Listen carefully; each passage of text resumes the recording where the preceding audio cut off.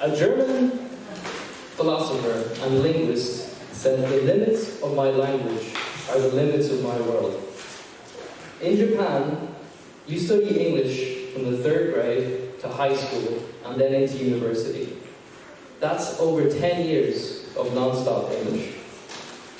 I'm sure you all want good grades for yourself, for your parents, for your family, for your teachers, for your future. But good grades alone do not help you to communicate and connect with others, which is exactly what learning a language is all about. My message today is for you to go beyond your education, beyond your classroom, beyond your lessons. And now, do I mean study more, or buy another textbook, or sign up for a speech contest tomorrow? Yeah, not quite.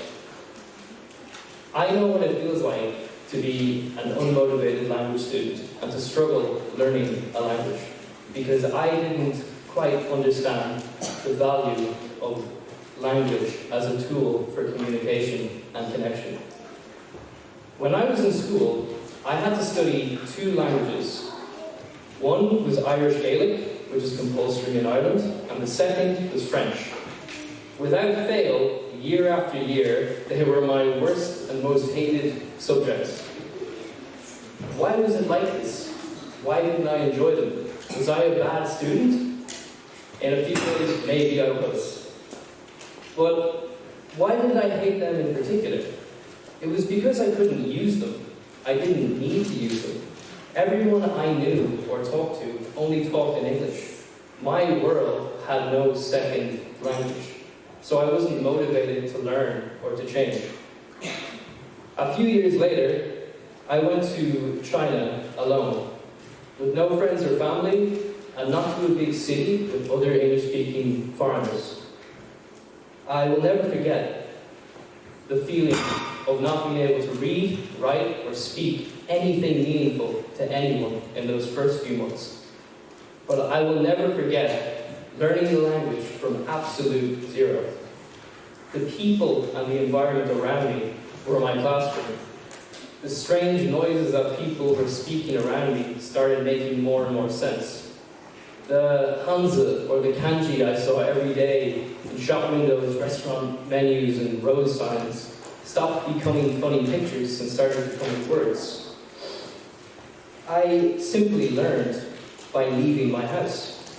I made friends with people, and I learned just by having fun with them, with no textbooks. My head wasn't buried in a textbook day after day, and there wasn't a test waiting for me at the end of all this. This is something that school could never teach me. And it also taught me to not be afraid to make mistakes, to not be afraid if I misremembered a word or only half remembered a phrase. In fact, it helped me learn much faster because the people were appreciative that I was learning their language, and I could learn more by what they taught me. Even in your own language, Japanese, you learn new phrases and words every day from your friends and family just by living. No matter what language we speak, we learn something new every day.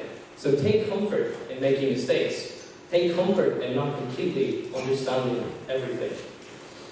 Now, I'm not suggesting that you throw away your textbooks and stop taking exams and go live in a dairy farm in Yorkshire. I'm simply saying that you should use your school and use your education as just another tool to connect to the language. Read books, listen to music, watch films, anything that helps you to connect with the real culture. On the other side of your textbooks and exams and lessons and difficult vocabulary and strange pronunciation and strange grammar, there's an entire universe of cultures waiting to meet you.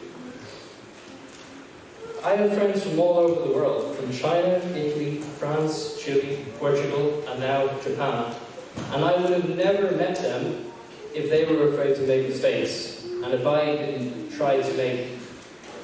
make the effort to speak a little bit of their language and learn for myself.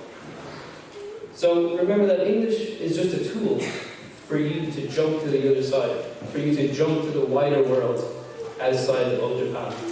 So don't strive for perfection, just strive to understand and strive to be understood. Thank you.